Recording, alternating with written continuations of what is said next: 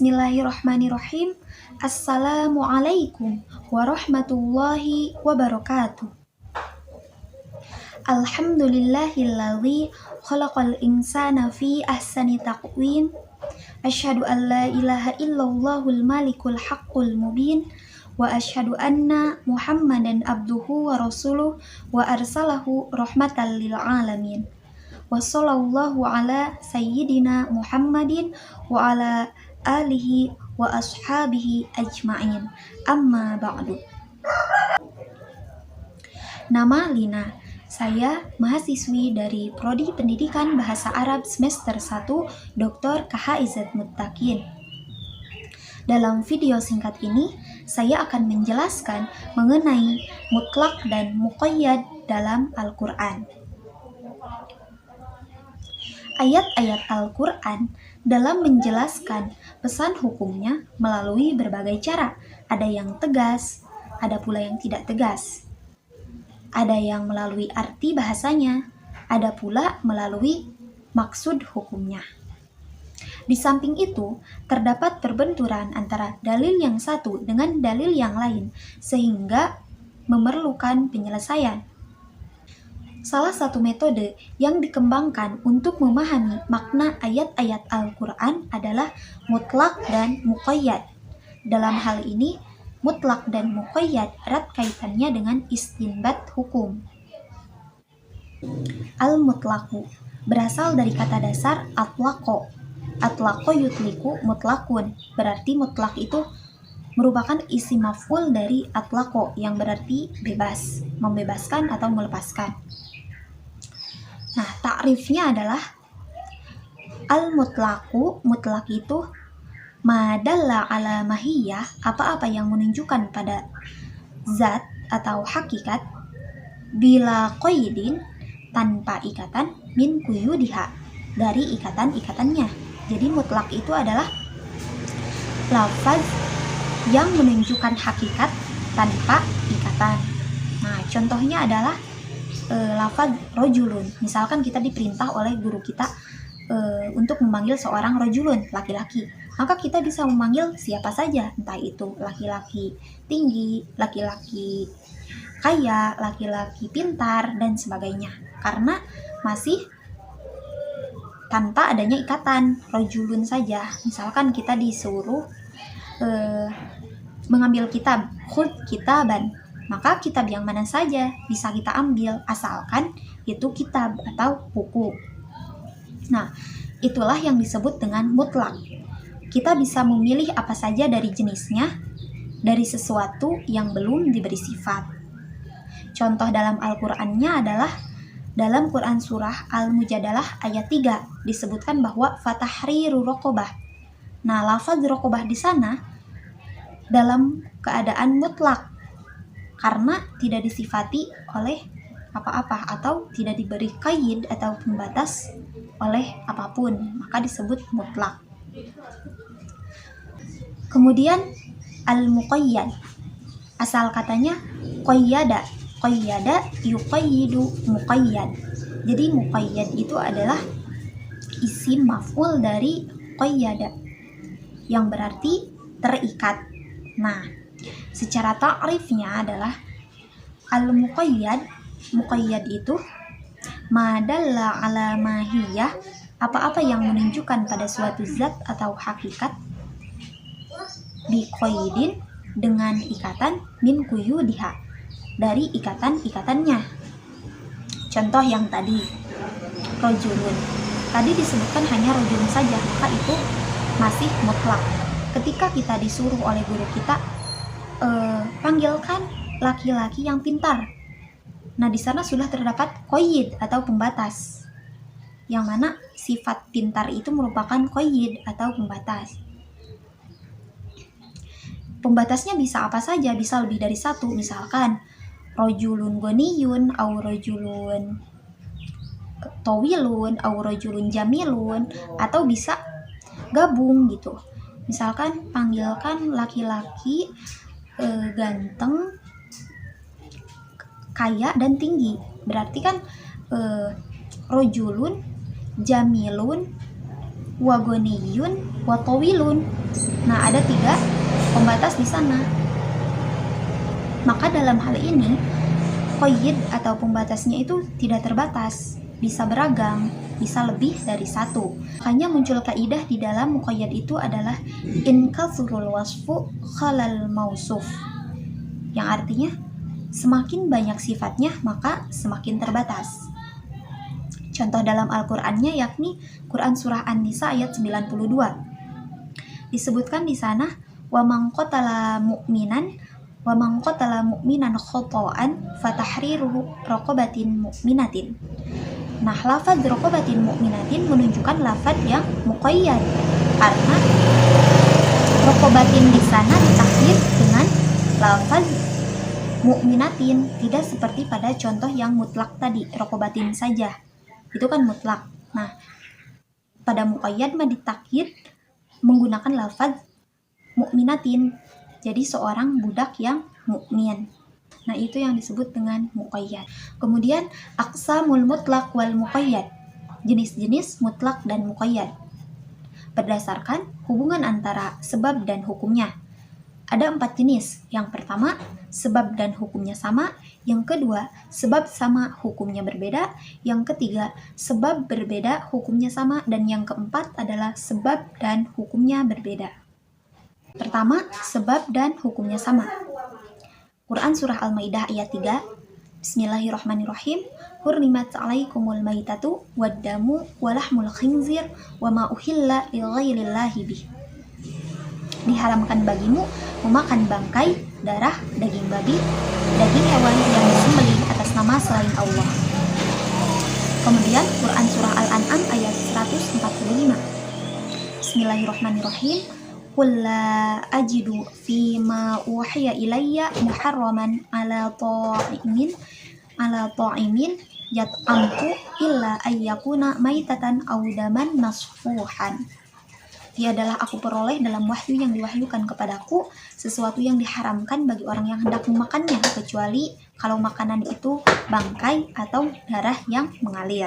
Nah, ayat yang pertama tadi, Quran surah Al-Maidah ayat 3, lafaz wad-damu di sana bentuknya adalah mutlak karena tidak ada qayyid atau pembatas. Artinya masih darah. Darah yang seperti apa tidak dijelaskan, maka dia bersifat mutlak. Kemudian pada ayat berikutnya yang tadi Al-An'am ayat 145 disebutkan audaman masfuhan, darah yang mengalir. Maka lafaz tersebut merupakan lafaz muqayyad. Karena daman di sana atau darah di sana sudah ditakyid dengan lafaz masfuhan yang berarti mengalir. Nah, sehingga dalam hal ini ayat yang pertama merupakan ayat yang mutlak. Lafaz yang pertama merupakan lafaz yang mutlak, lafaz yang kedua merupakan lafaz yang muqayyad. Sebab dalam kedua ayat ini adalah sama, yakni bahayanya memakan darah. Nah, sedangkan hukumnya juga sama, yakni diharamkan memakan darah. Nah, maka mutlak yang pada ayat pertama tadi Quran surah Al-Maidah ayat 3 ditarik atau dikembalikan atau dibawa ke muqayyad yang ada di ayat 145 tadi. Jadi darah yang diharamkan itu darah yang dimaksud pada Al-An'am 145, yakni darah yang mengalir. Sedangkan darah yang tidak mengalir seperti ati ayam dan sebagainya itu tidak diharamkan. Dalam hal ini, dalam sebab dan hukumnya sama, maka berlaku hamlul mutlaqi alal muqayyadi wajibun. Jadi wajib dibawa mutlak ke muqayyad apabila sebab dan hukumnya sama. Nah, kemudian yang kedua adalah sebab sama tetapi hukumnya berbeda. Contohnya adalah dalam Quran surah Al-Maidah ayat 6. Di sana disebutkan Bismillahirrahmanirrahim. Ya ayyuhalladzina amanu idza qumtum ila sholati fagsilu wujuhakum wa aydiyakum ilal marafiq. Kemudian di akhir ayat juga disebutkan fatayammamu thayyiban famsahu biwujuhikum wa aydiyakum minhu. Nah, pada ayat tersebut terdapat lafaz mutlak dan lafaz muqayyad. Nah, lafaz mutlaknya yaitu yang di akhir ayat tadi, biwujuhikum wa aydiyakum minhu. Nah, aydiyakum di sana atau kata tangan di sana berarti mutlak karena tidak ada yang membatasinya.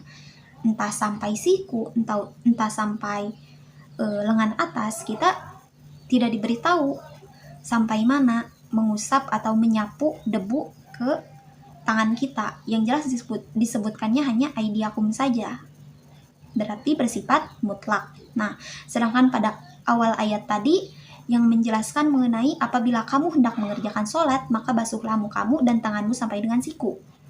Nah, lafaz wa aydiyakum ilal marafiq berarti merupakan lafaz muqayyad karena sudah dibatasi, yakni oleh lafaz ilal marafiq, wa aydiyakum ilal marafiq.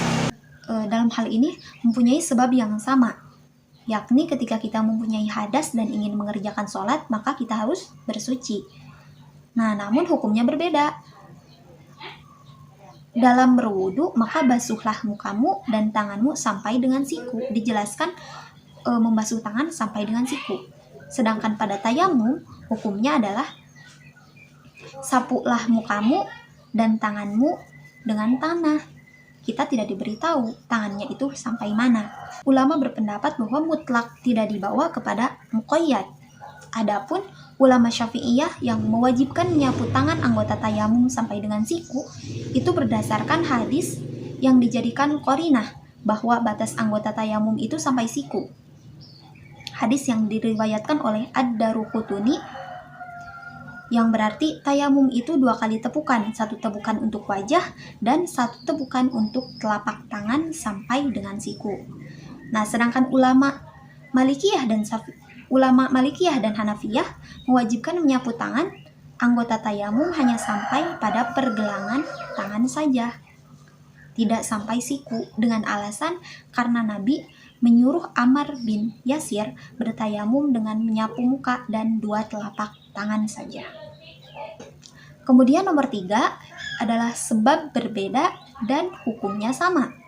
Quran Surah Al-Mujadalah ayat 3, Bismillahirrahmanirrahim, walladzina yudhahiruna min nisaihim thumma ya'uduna lima qalu fatahriru raqabatin min qabli ayyatamassa.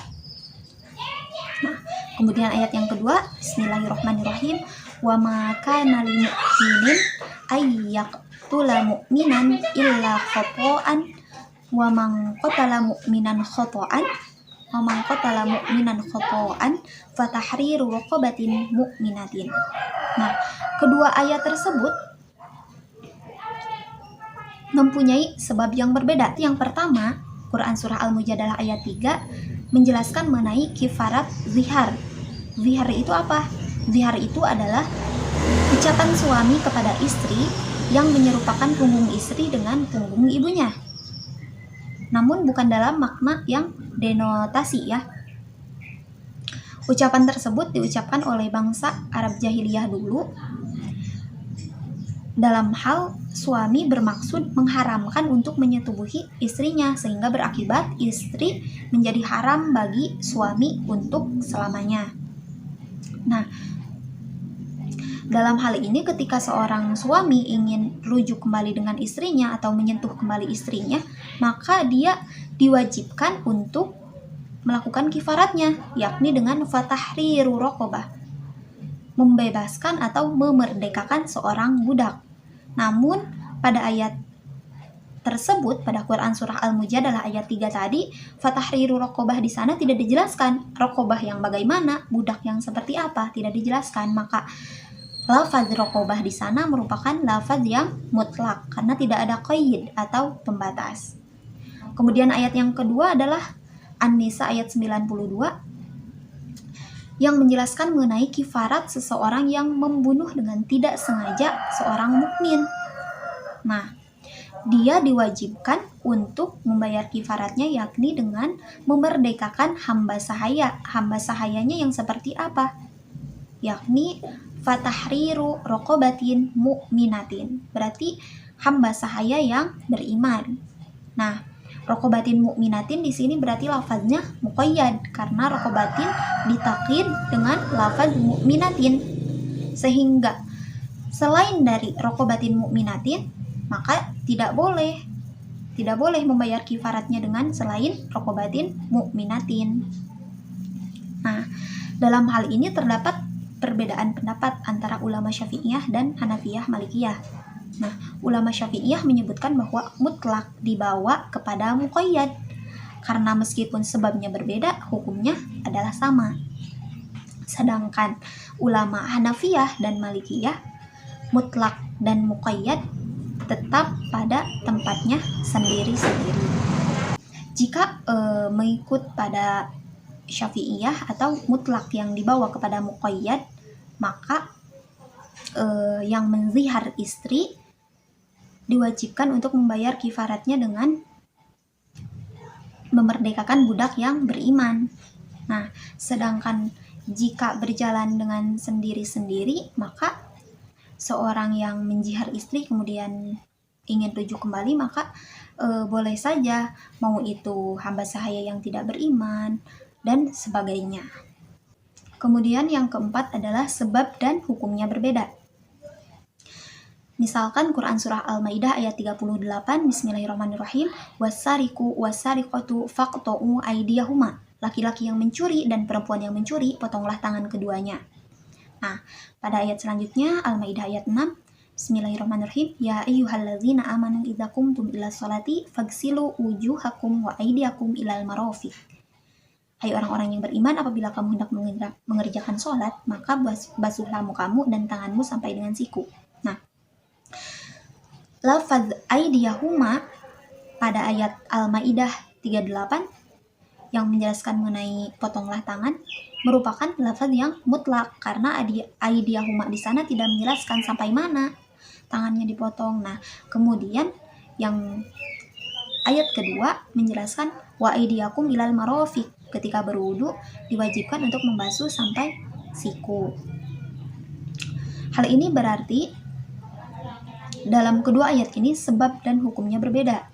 Ayat yang pertama sebabnya adalah pencurian, yang kedua sebabnya adalah bersuci. Kemudian hukumnya juga berbeda, yang pertama adalah potong tangan, yang kedua adalah membasuh tangan sampai siku. Maka dalam hal ini mutlak dan muqayyad berjalan sendiri-sendiri. Artinya mutlak tidak boleh dibawa atau dikembalikan kepada muqayyadnya. Kesimpulan dari video ini adalah hubungan antara mutlak dan muqayyad dilihat dari sisi hukum dan sebabnya, yakni satu, sebab sama dan hukumnya sama, maka mutlak dibawa ke muqayyad karena itu wajib. Kemudian yang kedua, sebab sama tetapi hukumnya berbeda, maka mutlak dan muqayyad berjalan sendiri-sendiri. Nah, yang ketiga adalah sebab berbeda dan hukumnya sama, maka dalam hal ini terdapat dua perbedaan pendapat. Yang pertama Syafi'iyah, mutlak dibawa ke muqayyad. Yang kedua adalah Hanafiyah Malikiyah, mutlak dan muqayyad berjalan sendiri-sendiri. Dan yang terakhir adalah mutlak dan muqayyad yang sebab dan hukumnya berbeda, maka mutlak tidak boleh dibawa atau dikembalikan kepada muqayyad. Hanya itu yang bisa saya sampaikan. Mudah-mudahan apa yang saya sampaikan bermanfaat. Mohon maaf atas segala kesalahan dan kekurangannya, karena kesalahan berasal dari saya pribadi dan kebenaran hanya datang dari Allah Subhanahu wa taala. Wallahul muwaffiq ila aqwamit thoriq. Wassalamualaikum warahmatullahi wabarakatuh.